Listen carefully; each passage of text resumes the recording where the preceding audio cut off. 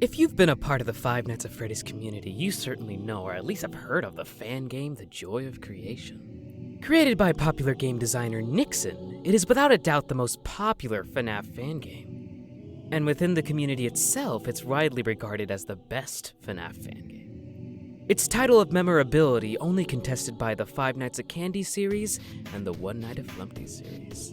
However, this is not Nickson's only creation. Years ago, during the early stages of the Joy Creations, well, its creation, Nickson worked on and released another game. A game that is hardly talked about anymore, hidden under the shadow of its successor. Let us turn back the clock to 2016. Today, we'll be looking at Nickson's forgotten gem, Those Nights at Rachel's. Good morning, evening, or good night, everyone. Been a while, huh? You know, I actually had a few videos that I had planned and recorded that didn't happen. And even this video was supposed to be recorded a month ago, which I did have the audio recorded, I just didn't like how I sounded. Along with school, personal life, and of course, procrastination, I was unable to get any YouTube work done. But, now I kinda have everything worked out. I'm feeling better, have the inspiration to do things that I love, and I have many projects outside of just YouTube that I'm thriving in. I also revamped the entire channel page. I hope the art isn't burning your eyes, but I think I did all right. Thank you all for your patience, and I'm so excited to start recording and releasing these videos again. And for once, I actually wrote a script instead of just yapping the entire time. So no more undesirable tangents. Yippee! All right, y'all ready? Let us get straight to the video. Those Nights at Rachel's, released on February 5th, 2016, like all of Nickson's projects, is visually stunning. Just take a look at the footage behind me. This is one of the few early fan games that used Unreal Engine rather than Clickting Pro. This allowed for the game to look much more three-dimensional and give depth to the game. This change in editing software also enabled the movement in the game to look much better and smoother compared to the games within the same time period. The office is complex and kinda overwhelming at first glance, something this game does well. In the game universe, you are a night guard, obviously, at Doug's and Rachel's, a rival franchise to that of Freddy's himself. You are to work there 5 nights, ensuring that no one breaks into the building remains clean, and of course, make sure that you yourself are not brutally eaten by the few horrifying animatronics that roam the halls. Oh, did I say few? I mean like a baker's dozen. On the first night, 4 animatronics are already active. Forget worrying about little old Bonnie on night 1. You have to worry about Pale Bunny Rachel, Eyebrow-bearing Doug, Ray the Raccoon, and the Thing. There are a total of 6 animatronics in this game, and most are already active. Immediately, the game stresses the player out by having so many things to look at, and frankly, I like it. I like games that keep you on your toes no matter what night you're in. The phone guy in this game both helps give tips on how to survive, explaining the use of your monitors in eerie hallways, while also giving backstory and lore. Hiding under the desk seems to actually help, and even save my my job. Well, it helped me save my job one time. Traversing back to the layout of the office, on your desk is 2 monitors. The monitor on your left displays the door buttons, along with the power and power usage. We'll get to those doors in a second. The other monitor is, of course, your cameras, which you'll have to use to monitor the roaming animatronics. Behind you is a separate room with a curtain. Remember that thing I spoke about earlier? This is where that is.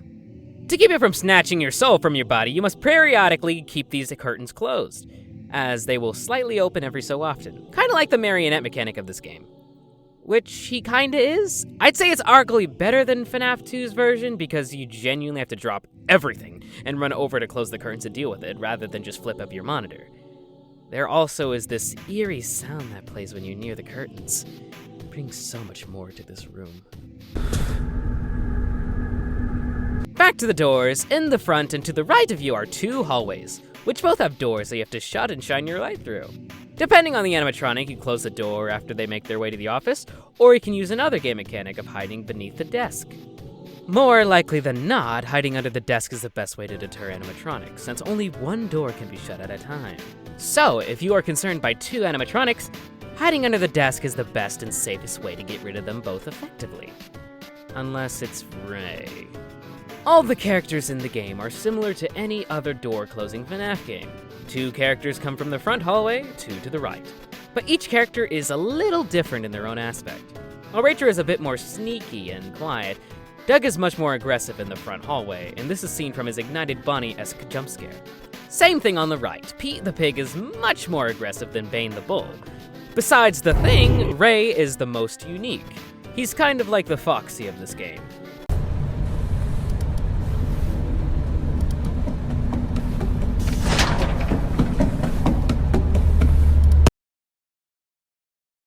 Which he can bypass the desk mechanic. You can camera stall him pretty easily though, but seeing him run through the hallway in 3D is kinda cool in my opinion. Not that you should intentionally lose to see his pretty animation, but still. Now that I have explained just about everything in this game so far, I want to talk about the drawbacks. This game has one main drawback that I'll talk about. And it's the same thing that made it good in the beginning. At the beginning, the game is pretty overwhelming and complex, but once you get the hang of it, it's fairly predictable. Having 2/3 of the game's animatronics already active in the first couple nights makes it a bit easy once you get to the later nights. You already know how all the animatronics work, you know what their mechanics are, and you're not really surprised. If the game progressed slower, like having less animatronics active earlier and implementing different game mechanics like maybe Doug and Pete being more aggressive, can see you under the desk, so you have to shut the door rather than just desk camp the whole time. This makes the game a bit more boring nearing the later nights.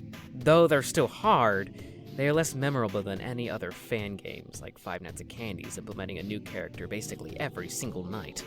And this is why most popular YouTubers did not even finish this game. YouTubers like Corey X Kenshin played the first couple nights for the channel, but never finished it. The game was simply too repetitive.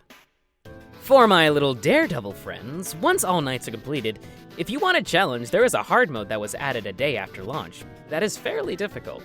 During this hard mode, the entire atmosphere changes and the character designs become even more terrifying. Oh, now speaking of designs, as we know, I love designs. I made a whole video about Brawlhalla's designs. Check that out. And honestly, they're so mainly enchanted by the game's overall dark textures, though Rachel's design is my favorite.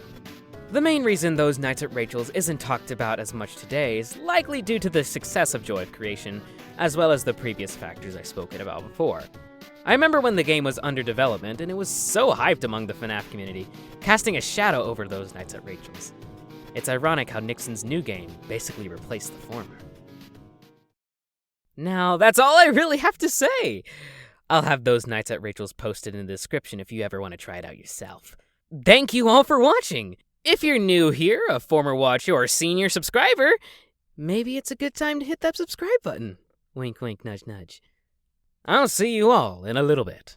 And before I'm gone, make sure to say something nice to someone. It might just make their day.